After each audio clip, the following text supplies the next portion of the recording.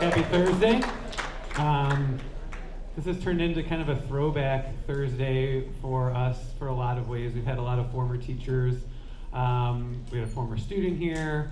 We have a guest who is visiting us again after some time away, so this is very nice. The person who I'm about to bring up, her name is Naomi Shiabnai. We have books for sale, Voices in the Air, Poems for Listeners. We will be selling up on stage for $18. I highly recommend you come get a copy, which she will definitely sign for you. The last time Naomi Shiabnai was here at Fremd was the spring of 2002, and most of you were not alive, but I went to Fremd as a student, and I was a senior in the spring of 2002, and I sat right up there in section A for one of her presentations, which is a memory that I have carried with me ever since. I remember hearing a poem called Kindness, which for me at the time was both nourishment and hopeful when I wasn't always sure that there was enough of that in the world to go around. And even earlier today, Naomi reminded us, she said, we have to hang on to all the hopeful notes we hear wherever they are. One of her poems that I love sharing with my students is a poem called Famous, and it ends with these lines. I want to be famous in the way a pulley is famous, or a buttonhole. Not because it did anything spectacular, but because it never forgot what it could do. Her poetry always reminds me of what I can do, and I hope it does for you as well. So please help me in welcoming Naomi Shiabnai.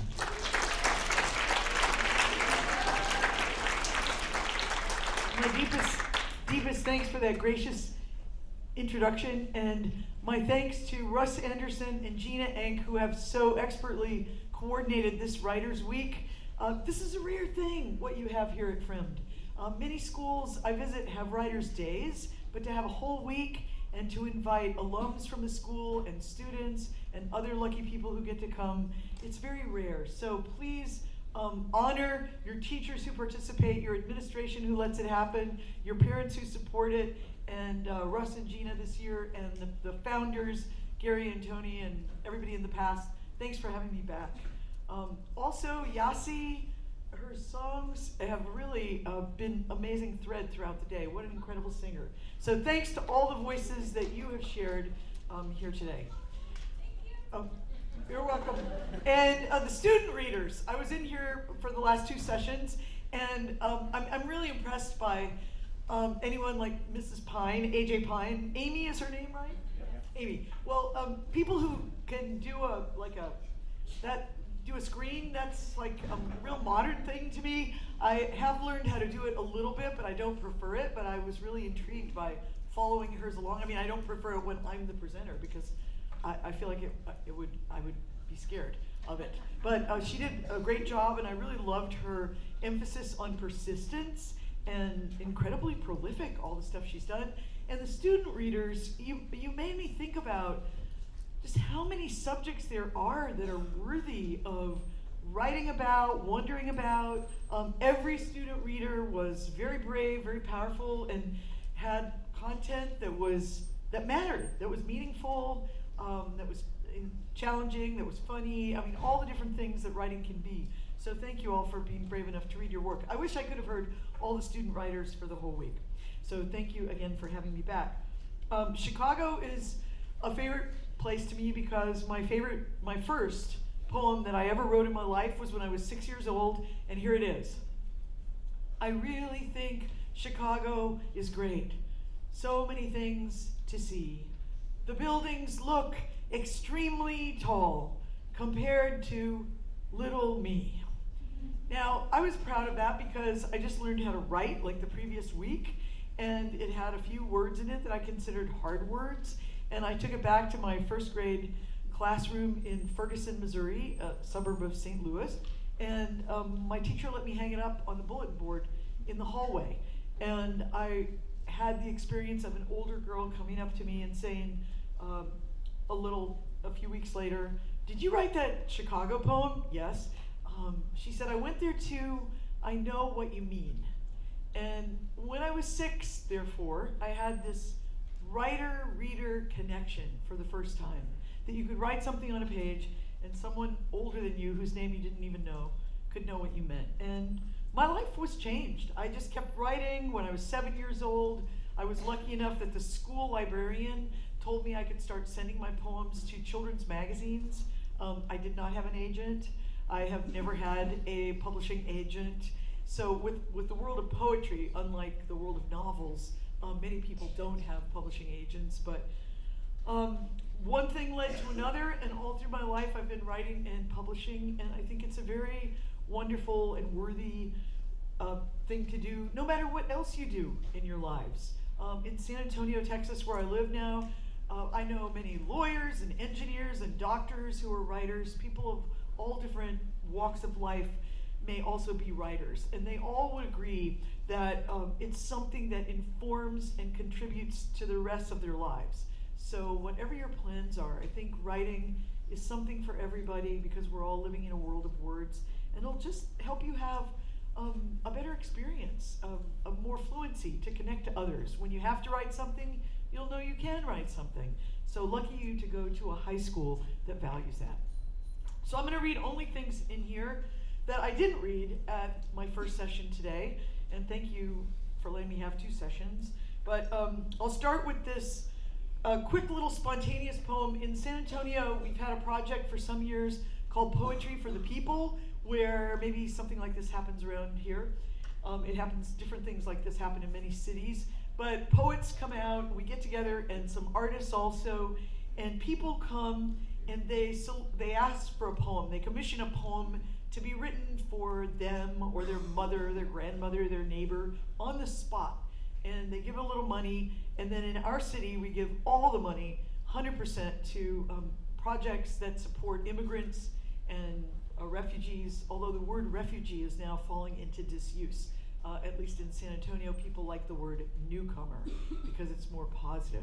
Anyway, so this was a poem that I wrote for someone in like 3 minutes, and then she was sweet enough later to send it back to me in the mail. She said, I thought you might want to have a copy of this because you guys make all these poems and then you never see them again. They just go out into the world. Of course, if we were more savvy with our iPhones, we would take pictures of them, but none of us have ever done that yet. Hope makes itself every day, springs up from the tiniest places. No one gives it to us. We just notice it, quiet in the smallest moment. The 2-year-old kissing the window, he said, because someone he loved was out there. I like to think about how everybody's out there. And one thing I love about writing and literature is that we get to know more of the people out there than we would if we didn't read. So here's a poem for all of you writers. It's called Always Bring a Pencil. And I wrote it in Japan. I am a person who picks up trash wherever I go. And I was told before I went to Japan for the first time that I wouldn't find any there. And that was intriguing to me. What a neat country. But I did find a small pencil about this tall, and for a while it became my favorite pencil. Always bring a pencil. There will not be a test.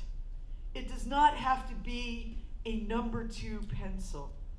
But there will be certain things, the quiet flush of waves, ripe scent of fish, smooth ripple of the wind's second name, that prefer to be written about in pencil.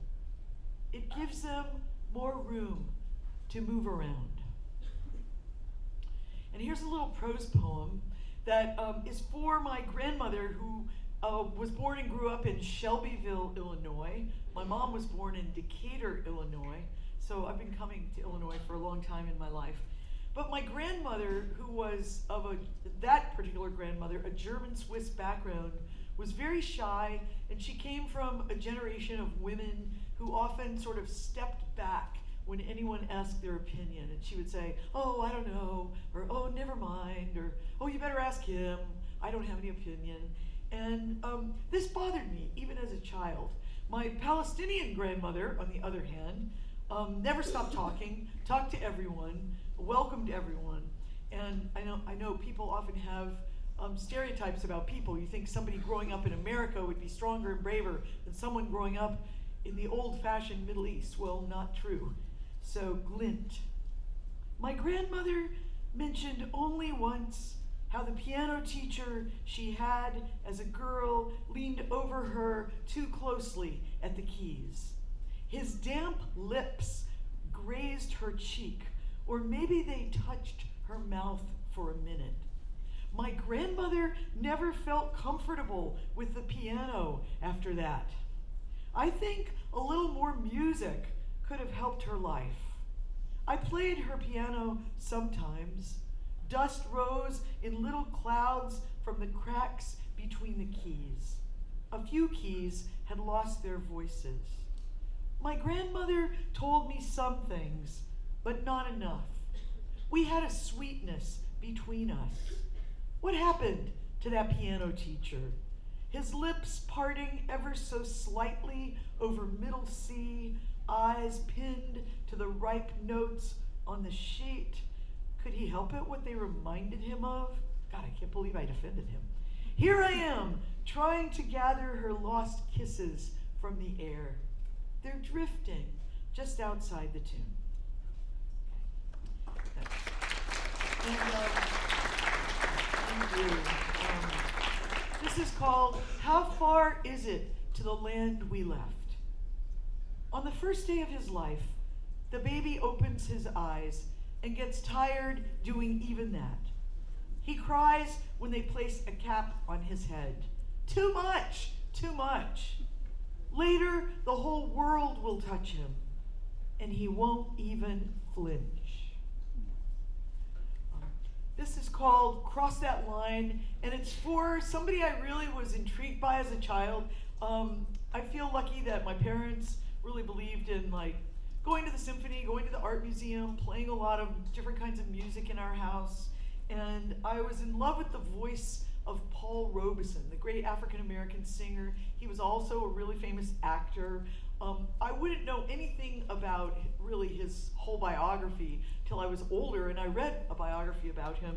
But there was a time period during the height of his popularity when he was not allowed to leave the United States because either he said he was a communist or other people said he was a communist, I'm not sure. But his passport was taken away from him, and so he was punished by being grounded in the United States. But this is something he did during that time. And actually someone has now sent me this concert on an ancient, scratchy record. Cross that line. Paul Robeson stood on the northern border of the USA and sang into Canada, where a vast audience sat on folding chairs waiting to hear him. He sang into Canada. His voice left the USA when his body was not allowed to cross that line. Remind us again, brave friend, what countries may we sing into? What lines should we all be crossing? What songs travel toward us from far away to deepen our days? Thank you. Thank you. Now, so here's a little thread. This next poem also has a song in it. This is a very recent poem. It has a song in it, and it also has the 2-year-old from the first thing I read, but he's 3 in this piece. And this is just one of those interesting people who catches your attention in your neighborhood or in your city, someone you see on a street more than once, who you're curious about. And then I want to mention something that happened in Chicago some years ago. My favorite on-the-street quote ever happened here. But so this is a poem from my neighborhood. It's called Big Song. Under the bridge at Washington Street, a man with acoustic guitar was plucking and singing again in Spanish, always only in Spanish. Once I would have called him an old man, before I got old. Now, no one is old. His voice amplifying, thanks to the bridge, shivering off iron girders, echoing concrete walls, becoming so huge, as if through a megaphone, but sweeter, rich, and round, giant sugar cookie of a voice, traveling to our side of the river. My 3-year-old walking partner twirls in place. That sounds big. Never asking, why would a man be singing? Near our chattering ducks who never lose hope we might one day defy the signs and feed them. River reeds, blooming yellow bells of Esperanza, only a few hours distance from camps of wire and concrete, thin mattresses, aluminum foil sheets, sisters and brothers whose stories we can't really know. Whatever we think about them, what happens next, how hard it has been. Who is this man? So many years, singing in winter, summer, no cup beside him, not asking for anything. People run past with their dogs, ears plugged, their own music. I don't know where he lives. Secret stories under the bridge. All these years of echo.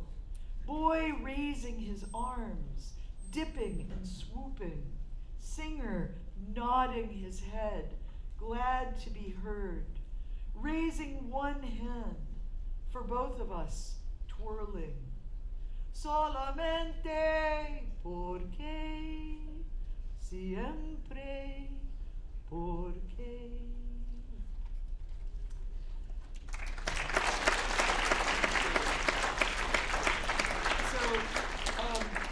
We have become better friends with him in the last month, and we still don't know his name or where he lives, but we now cross over on purpose to his side of the river, and he talks English to my grandson, who is also learning Spanish, so it's really become a nice friendship, and we feel even closer to him. So one time, I came out of the Chicago Art Institute after a really weird day in which I had been invited to teach a workshop there, thinking that I would have like kids of elementary school age or maybe middle school age or kids who could write, but all of the kids who showed up were 2 or under. So this was a little baffling to me, like how were we gonna have a writing workshop? And they were barely like listening to stories. So luckily I had written some children's books and I had a few of them with me, and somebody had a guitar and we got it out, and so we played around the whole day. They combed my hair, and it was like a very weird day. I was just kind of a babysitter with these beautiful future readers of Chicago. And when I went out of the Art Institute, I took a deep breath and thought, well, that was strange, but it was kind of fun. And I stood on the stairs and I became aware that a man farther down on the stairs was pronouncing something to the air. Like, have you seen these people who kind of give speeches in public? Just pronouncing to the air. And I couldn't understand him, I was too far away. So because my ride was late and I was waiting and waiting, finally I just started going closer to him to hear what was he saying, because I could hear from the rhythm. It was as if he was repeating something over and over. He was an older man in a gray baggy suit, and this is what he was saying.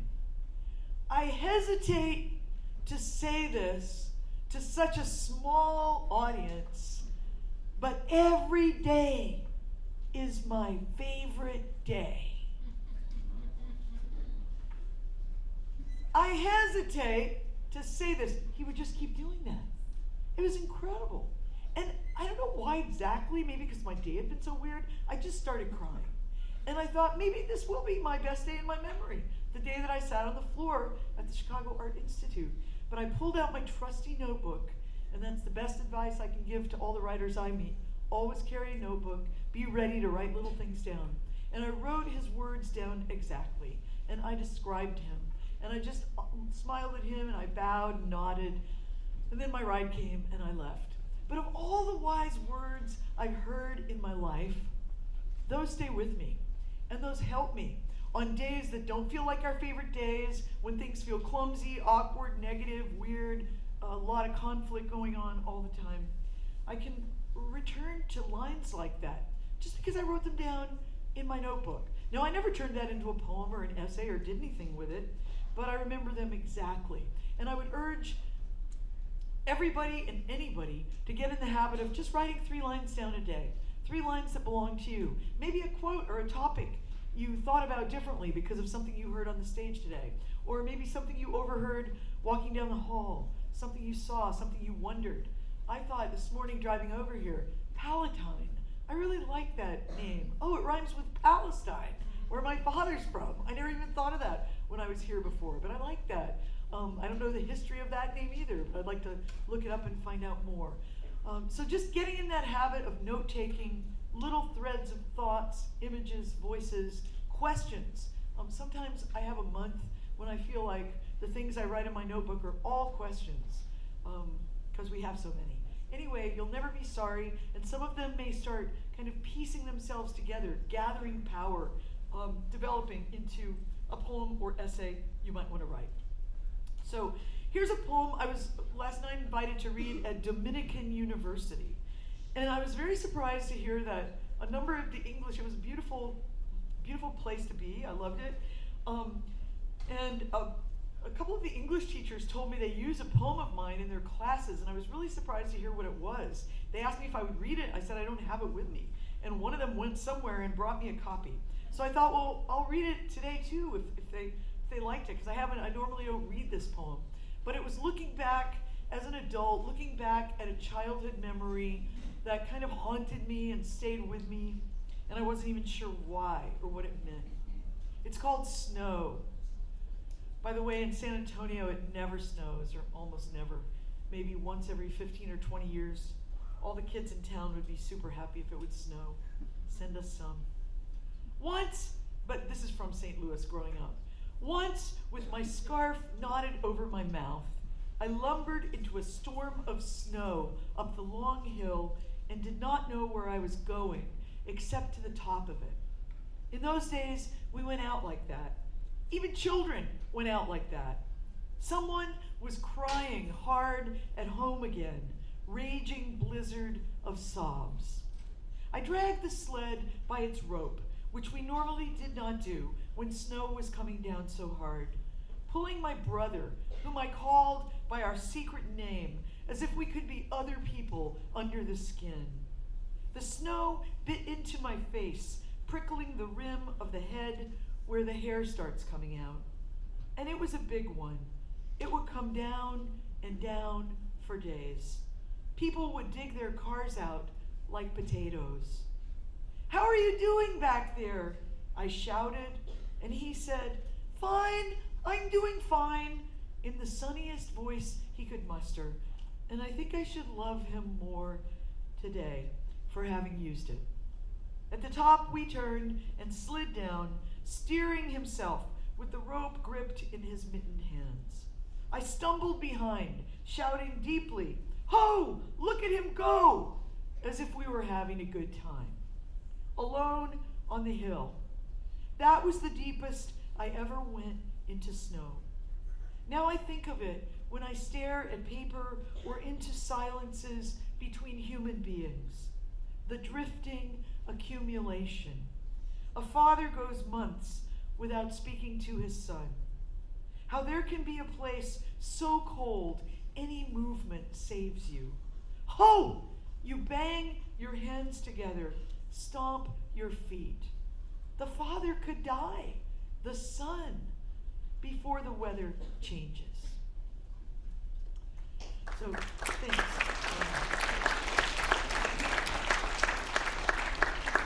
I want to say a quote, thank you, for all the writers here. This is from a friend of mine, Ibtisam Barakat, who is Palestinian American. She came to the United States to get her PhD. She was learning how to be a psychological counselor for children who have suffered extreme trauma and abuse. And so here's a couple of quotes from her. She writes memoirs which I would strongly recommend her books to anyone who likes reading memoirs. One is called Tasting the Sky, one is called Balcony on the Moon. They're really beautiful books. But here's just a few quotes from Ibtisam. She lives in Columbia, Missouri. If you don't study your inner life, you'll be miserable. I promise. You'll become an exile from what's meaningful in your life, from who you are, from the honest person you are. Childhood is, in my opinion, the #1 unifying experience on earth for almost all human beings. As a memoirist, I go back to places I escaped from, and I say hi to them, and I listen to them. I let them listen to me, and I create peace between me and all of the places, and the things, and the memories, and the years, and the experiences. It's a process of healing, like an archaeological dig. I like how she kind of brings her two worlds together, going back in our minds to things we experienced that sometimes weren't the easiest thing in the world, and finding out more about them as we go. There was a writer in Texas named William Goyen, who really terrific writer of short stories and novelist. And when people used to ask him, where does your writing begin? I heard him say this more than once. He would say, trouble. It always starts with trouble. Whatever's giving me trouble at the moment, or what I had trouble with when I was young that I haven't quite worked out yet. That's where I go, and right away a story starts opening. So this is called Twilight. It's not about trouble, it's just about that dreamy time of day. Victor, the taxi driver, says, I love this time of day. This is when I say, never want to die, want to be here forever.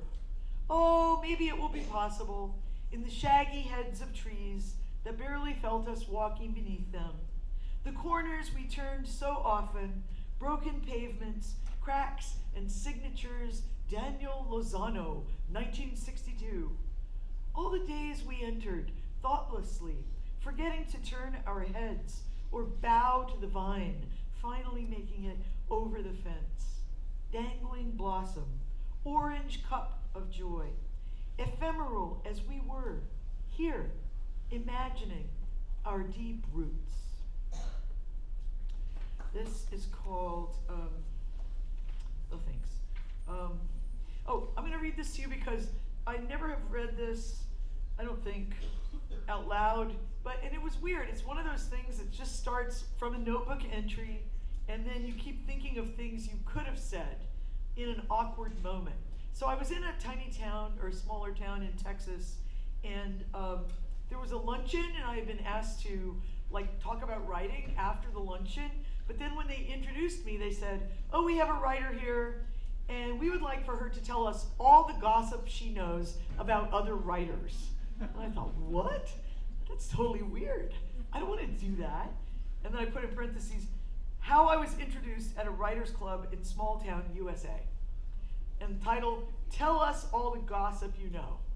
Well, I don't think I really did it on the spot, but here's a few things. Gulp.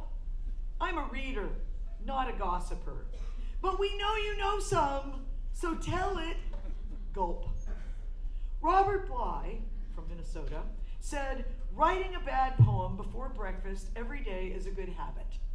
He did it in honor of his old friend, Bill Stafford, who also did it after Bill died. The poems were never bad, by the way. They were great. There were a lot of them. You could work on them later, after you ate. Leonard Nathan, chairman of the Department of Rhetoric at UC Berkeley, worried computers might diminish one's investment in a line. If you could just erase the line instantly and insert a new one, well, it might be too easy. Mary Oliver wanted to smell flowering pink bushes and blossoming trees in Texas. Pull over, she said, at more than one corner. She needed to absorb the scents. A city wasn't just a name. In her presence, babies might sing for the first time. She is like that. Ernest Hemingway ate an apple before writing. This might or might not have explained his crisp, short sentences. In the house where he died in Idaho, his shaving cream still sits inside the medicine cabinet. Ruth Stone wore a pale, shimmering prom dress from 1930, 1940 to her poetry reading in Texas in the 1990s. She said the dress was lonely, hanging in her closet, and wanted to be used. Josephine Miles, who traveled with her wheelchair around the country to read poems, said, "Don't make your poem a neat package with a bow tied at the end." She also said, "It's hard to help." Anyone can visit Walt Whitman's birthing corner on Long Island.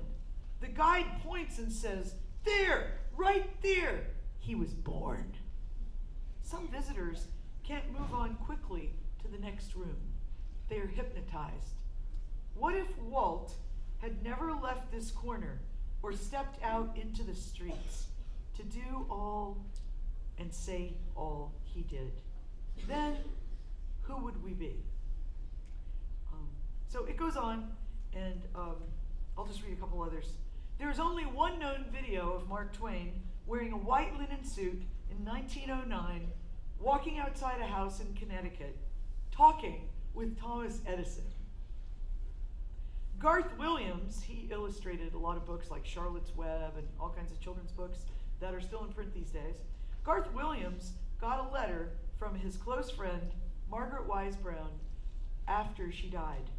It traveled from Europe, so it took a while. When I visited Emily Dickinson's home in Amherst, a lively, plump robin was sitting on her step, right under the second-story window she would have stared out of. John Steinbeck would sharpen 24 pencils every day and write till they were dull. All right, so that's a little non-gossip. So maybe let me just pause for a minute, because we only have like about 10 more minutes. But are there any, let's see, and maybe could we work with the lights, make it less bright on me so I can see the audience better. Does anybody have any questions? Because I'd love to hear any questions you have before I read my final few pieces. Any questions about, it doesn't have to be about my writing, just writing in general or writing you think about. In the middle. Oh, right in the middle? Okay, right there? Yes. Could you call it out? Hi, yes. So you said that in Texas you're trying to use the word newcomer Instead of refugee. Yes. Do you think that's a positive or negative? Well, you know, I've always felt a little attached to the word refugee since my father was one, and he identified as a refugee proudly because to him, you know, to be able to go on after your family has lost everything and terrible things have happened to you was a positive thing. You know, he wasn't ashamed of it at all. But some of the schools that house a lot of children, like I visit one school that has kids from 38 countries in it. Many of them have come out of refugee-type situations. The school said that they just feel like refugee is looking to the past, what you've lost, but newcomer looks to the future, like what you're gaining, what's being found. And that seemed like a positive thing. So, you know, whatever the trend, I just think it's very important that we welcome one another. Yeah. Thanks. Down here in front. Down here. Okay, front. To the right side. Oh, front. Hi. How long have I been publishing? For 60 years. And I've never had a publishing agent, as I said. So I feel lucky that one thing leads to another. And, you know, when I was in high school, I had English teachers. I went to 3 different high schools. 2 were in the Middle East and 1 was in Texas. And my Texas high school, where I went as a junior and senior, my teachers were really big on entering contests. That if you were a student who liked to write, you should step out. You should enter like city contests, regional contests. San Antonio does have the oldest poetry contest sponsored by the public library for kids in the whole United States, which is really something to be proud of. Every year they publish a book for like 100 plus years of voices of kids from our city, which is incredible. You can go and read, you know, 1920, who was writing what in San Antonio then. But I don't think I would have entered contests in high school because I wasn't very competitive in any way. If my teachers hadn't pushed me into it, and I'm really glad that I did it. Of course, I never wanted to say no to them when they were saying, you will enter the National Scholastic Essay Contest. And I'd say, I don't really write essays. Well, you can. Go home and write one right now. And so I'm very grateful to my teachers that they pushed us, and they pushed different people in that high school in different ways if they saw what our, different people had strengths or interests. It's really a great thing to share your work.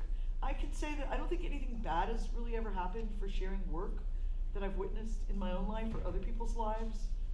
Sharing work is generally positive. So, yeah, 60 years is a long time. And I know that when I was at William Fremd 18 years ago, I felt older than I do now. So that seems good. Seems positive. Up front over here. Yeah. Hi. When you're running a poem and say you get interrupted, you have to come back, well, you have a hard time integrating the flow. Yeah, right. That's a great question. When you get interrupted, you're writing a poem, or really it could be writing anything. You get interrupted. Sometimes it is very hard to get back in the flow. And it's not always automatic too. Like you could come back and think, I just don't feel like writing now, right now. But I'd say just be patient. Don't give up. Keep it somewhere alive on your desk, and then maybe tomorrow you may be in some mood that would allow you to go back, or a week from now. So sometimes I go back and work on something that was started a while ago, a long time ago. But it's not always automatic, not always instant. Yeah, there's this little ad that keeps coming up on the internet where Joyce Carol Oates is teaching a master class in writing, an online class, and she keeps saying the worst thing that happens to writing people is being interrupted. And it is hard. I mean, even if Joyce Carol Oates says that, it must be hard. So she's such a prolific, incredible writer. So, I think it's important too to go hear other writers, just in your community, and people who you never even heard of before. You hear they're giving a reading over at the bookshop. Go over there because you might find something out. It might really open things up. And I love that idea of reading all kinds of things. Reading many things. So thank you for that question. All the way up top on that side. Okay, up top. Yes. When was the last time you went sledding? Oh, wow. The last time I went sledding was probably that poem. If I come back, would you take me? I'd probably die. Do you guys go sledding? Does anyone like sledding? I mean, it's like this thing of my childhood that I never even saw people doing it since then. I hope it still exists. Do people still do it? Yeah, I hope so. Yeah, up there. My best piece of advice for young poets is believe in yourself, your material, your voice. No one else will ever write your poem. You all might write a poem on the same topic, but everybody's poem would be slightly different. Your voice is precious in its original possibility. And my best 3 little things that I always say is read as much as you can, develop a regular writing practice, even if it's only 7 minutes a day. Not 7 hours, sorry. 7 minutes a day. You can get a lot written. You can write your 3 lines a day in 7 minutes. Sometimes I like to write when I'm in airport gates and on airplanes, just scribbling in my little notebook. I'm always carrying it and always scribbling in it, and many times it's very helpful, like the next days and weeks with what I'm working on. So get a little writing practice, read as much as you can. I think follow up to find voices which really speak to you, and then find a way to share your work, whether it's like what you do here in this admirable program, or sending it out, or posting it on the internet where people could respond to it. Yeah, so it's pretty, those are all portable things. They're cheap. They don't cost anything. You can do it wherever you are, and you can integrate it into the rest of your life. And it will help you. Really, it will help you. Because I've been talking about writing for so long, I now have the good fortune of running into many people. Like Mr. Anderson, I met him when he was a high school student. And I meet these people in my own city at the grocery store and stuff, and many of them will tell me that keeping a notebook did something really important for them in their own lives, that they were able to navigate better and figure out their own problems and have better time with many things because they were comfortable and confident with their writing. So good luck to you.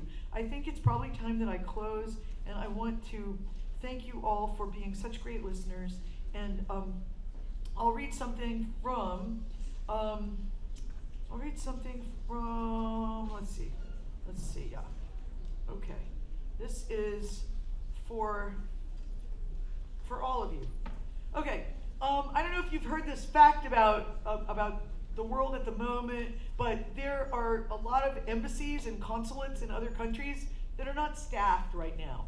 And as a person who's worked in many countries, often with some linkage to the US embassy or consulate, I know how important those people are. They're like teachers in other countries, they're educators, helping people share information about the United States. They're really important people.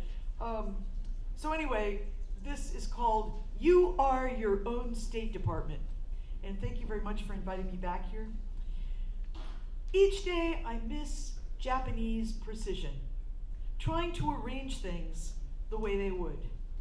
I miss the call to prayer at Sharjah, the large collective pause, or the shy strawberry vendor with rickety wooden cart, single small light bulb pointed at a mound of berries in one of China's great cities before dawn. Forever, I miss my Arab father's way with mint leaves floating in a cup of sugared tea, his delicate hands arranging figs on a plate. What have we here? Said the wolf in the children's story. When your country does not feel cozy, what do you do? Teresa walks more now to feel closer to her ground. If destination within 2 miles, she must hike or take the bus.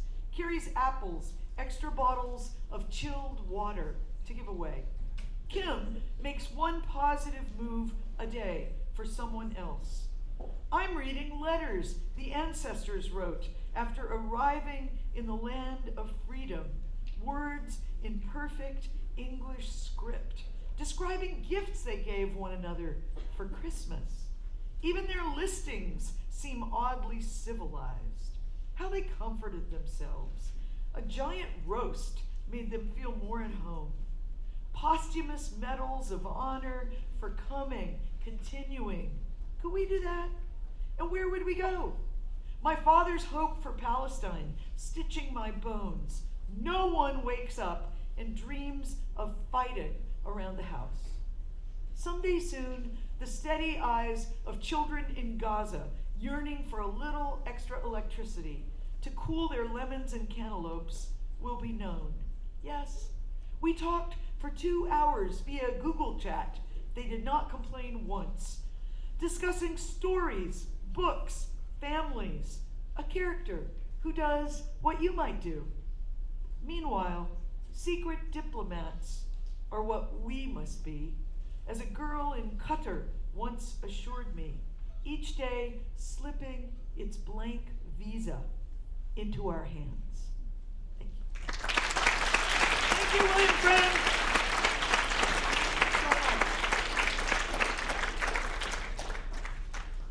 I wish you all happy writing.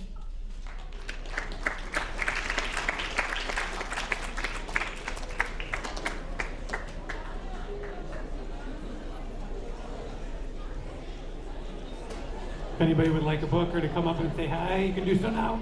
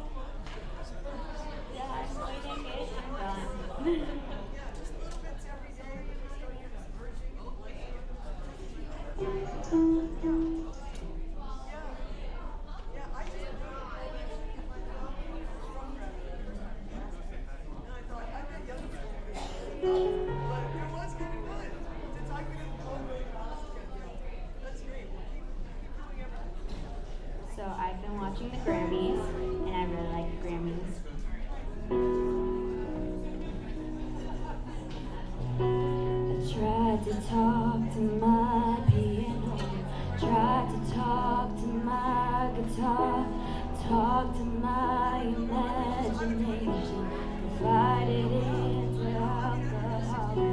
I tried and tried and tried some more, told secrets till my voice was sore. Talk to my conversations, 'cause no one hears me anymore. 100 million stories and 100 million songs. I feel stupid when I sing. Nobody's listening to me. Nobody's listening. 100 million stars, I'd always get it wrong. I feel stupid when I pray. So why am I praying anyway? If nobody's listening, anyone, please send me anyone. Lord, is there anyone? I need someone. Anyone, please send me anyone. Lord, is there anyone? I need someone.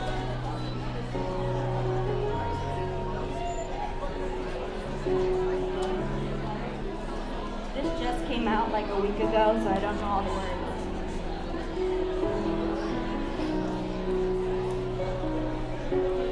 I used to crave the world's attention. I think I cried too many times. I just needed some more affection. Anything to get me by. 100 million stories and 100 million songs. I feel stupid when I sing. Nobody's listening to me. Nobody's listening. Songs, but I always get it wrong. I feel stupid when I pray. So why am I praying anyway? If nobody's listening, anyone, please send me anyone. Lord, is there anyone? I need someone. Anyone, please send me anyone. Lord, is there anyone? Because I need someone.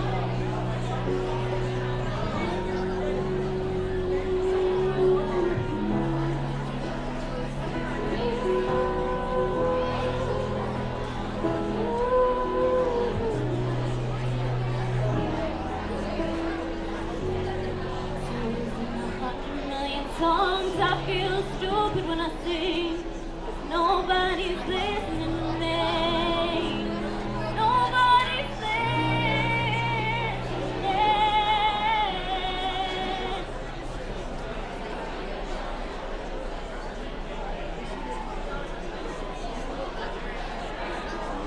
I did the song, but I'm gonna do it again because I don't have another song.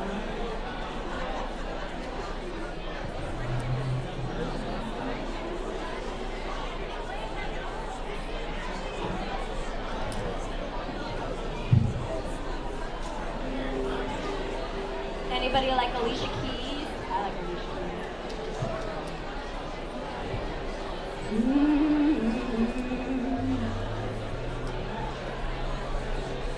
Hey, oh.